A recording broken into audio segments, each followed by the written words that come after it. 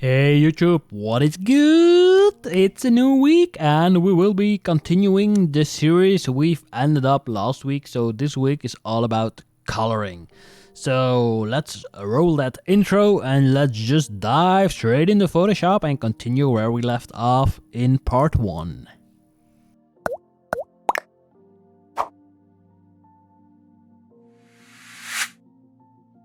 So when we remember what we did last week, we did some dodging and burning, and that's where we all ended the tutorial.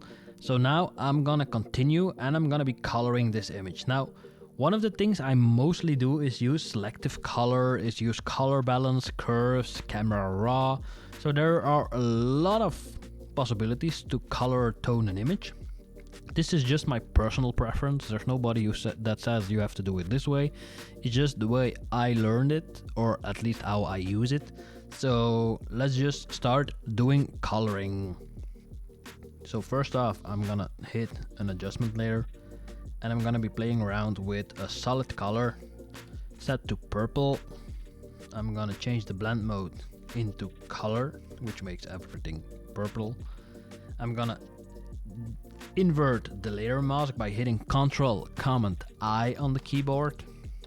I'm gonna take a brush, white as foreground color, and I'm gonna be painting over the header in the image. This way we make it really pop. Now, as you can tell, if I deliver an image like this, it's done. We're gonna really lower the opacity. So somewhere around 20-ish, 15, yeah, 15 is better. And you can always go back to the layer mask and adjust it where needed. Like for instance, I want the dress to be pinkish, not pinkish, but like to have a little bit of color pop to them.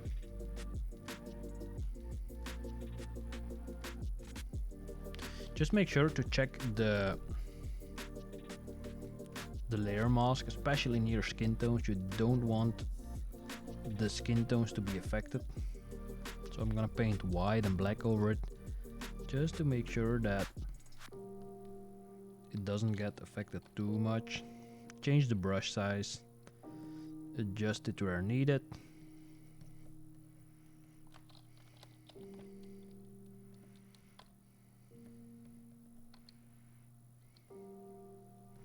So this is just switching between black and white. So if you don't want the color to be visible, use black to paint on the layer mask. If you want the color to be visible, I mean just paint white. So before, after, that's already a big difference in vibe in the image. Now, next thing is I'm gonna introduce some contrast into the image, because contrast also introduces saturation in an image. So when I do something like that, it really makes the image pop, but it makes it pop in a way too saturated way. So I'm gonna be changing the blend mode into luminosity, which makes the image pop, but it only makes it pop in lightness and not specifically in color. Now this is way too much, so again, I'm gonna lower the opacity to somewhere around 20-ish. Yeah, that's it. And then next up will be a selective color, and this time I'm gonna target specifically the skin tones. So what the colors are mostly in skin tones, it are reds and yellows. So first things first, let's see if we use the red. This makes a lot of difference. So by using the black slider, we can make that specific color brighter or darker. And then it's just a matter of playing around and seeing how crazy we want to go. Like there's no way to put numbers in. It depends on the image. And it's just a matter of sliding with the sliders and just go like, oh, that's nice. Then we're gonna do the same for yellows.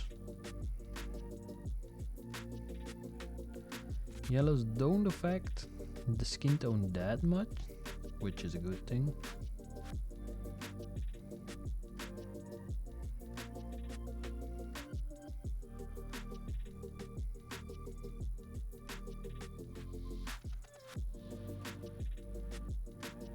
we do? Green, or do we do a little bit yellowish?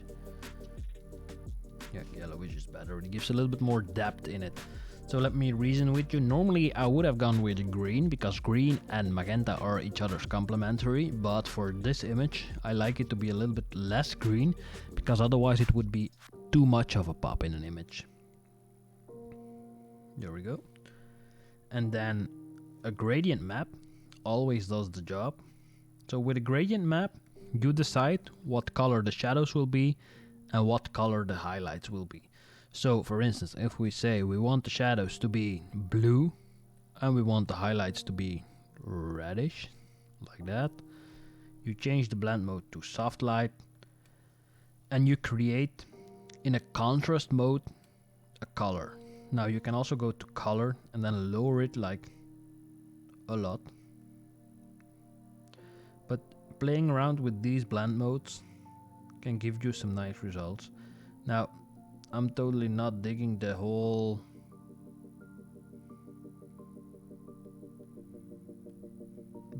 this color palette. I want to change it, so I'm gonna change it back to soft light and I'm gonna go for something purplish like the dress and something bluish like that.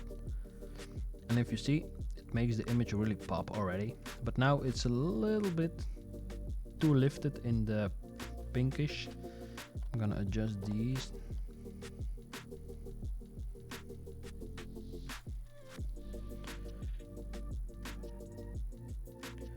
So now we have to look for, that's the one. So this one can go because I don't like the fact that it makes everything pinkish. So this layer can go. By hitting backspace you can remove the adjustments. So before, after, so it's a totally different image. Now another thing we can do is play around with the blues or the cyans. Let's see. The cyans, make them a little bit more neutral, greenish. There we go. So it don't distract the attention from the model. It just gives us attention to Leia and not to the sky. Now another thing, I'm gonna I'm gonna add a vignette to the entire image. So I'm gonna be creating a curve beneath everything, because if we do something with bright and dark, it changes the saturation of colors and the hue. So that's why we want to create the vignette before the color. So when I make this darker, it affects all the later adjustments of the color. Now I'm gonna take a lasso tool. I'm just gonna cribble, just gonna sketch around the model. I'm gonna fill this with black by hitting Alt or Option Backspace. I'm gonna deselect and then in double click on the layer mask, and then you can play around with the feather, and then you can like reduce the opacity. But as you can see, it draws the attention more towards the model. Now for me, I'm missing something. I think I want to stretch her out a bit. Now color wise, for me this image is totally okay. I like the vibe in it, the pinkish which really pops. Perhaps what I can do is create a curves, use this little hand dropper and go onto one of the darker parts, lift it up, and then just paint in some lightness with a soft brush with a flow of 20 with white, and just paint next to her to give the image a little bit of depth.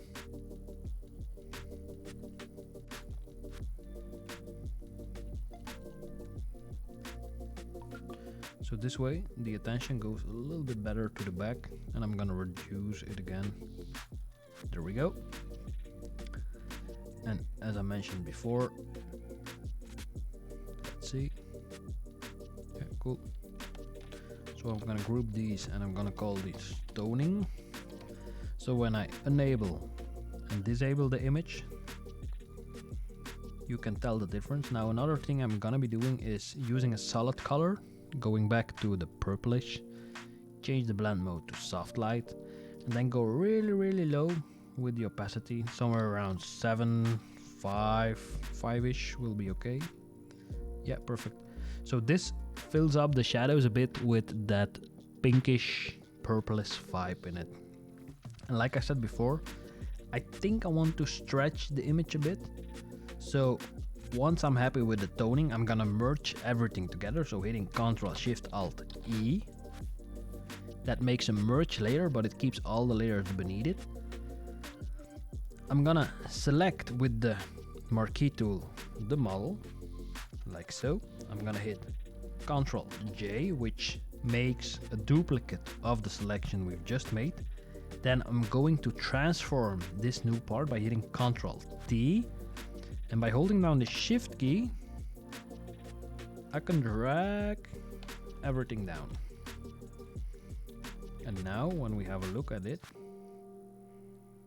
it creates a little bit more height in the image. So when you compare it now, this one to that one, it's a totally different image. Now I'm gonna merge these two together by selecting them by holding down the Shift key and hitting Ctrl Command E. So this is now an entire layer.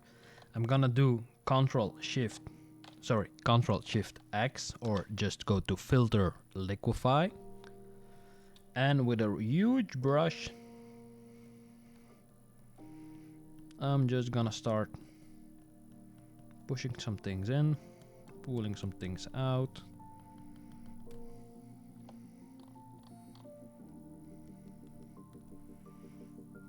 Make the pressure a bit higher.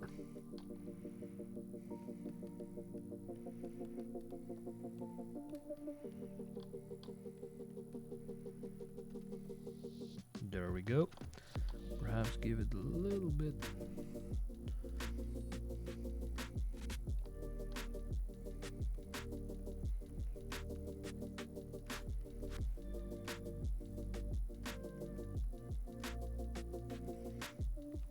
Let's see.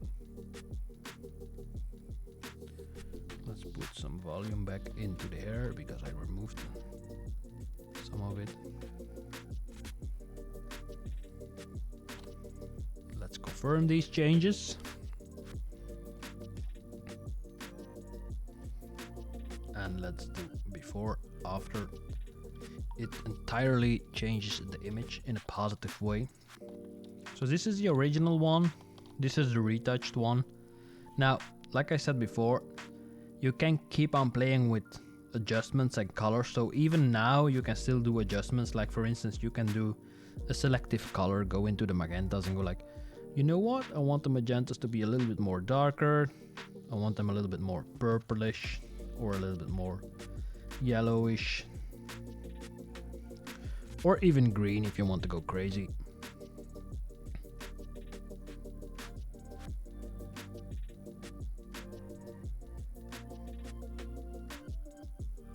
But again, this is like personal preference. I would like to go with purplish. Perhaps make it even a little bit more darker. And if you really want to go crazy, you can do a hue saturation. Take this hand dropper, click on the dress, then it calculates what colors it will be in, and you can play around with, for instance, the hue. You can even make it like this.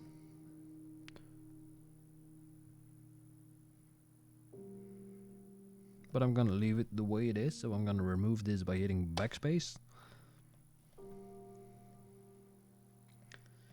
And I'm also gonna remove this one, so I'm gonna stick with this one. And that's it for this retouch. So as you can see, a lot of the time goes into the actual choosing of the colors. There's not a specific dynamic movement I use. It just comes with the flow of retouching. The more you retouch, the more you will feel colors and the better you will get at it. So before and after, which is like a little bit of a difference, but nothing too crazy. Now one other thing we can try is create, let's see if we do color dodge. Let's take some orange. Let's just paint over there.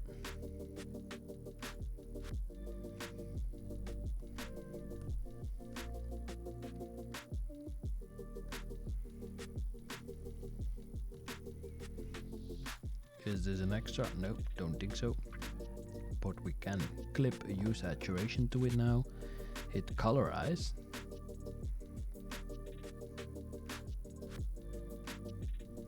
And then we can choose every color we want.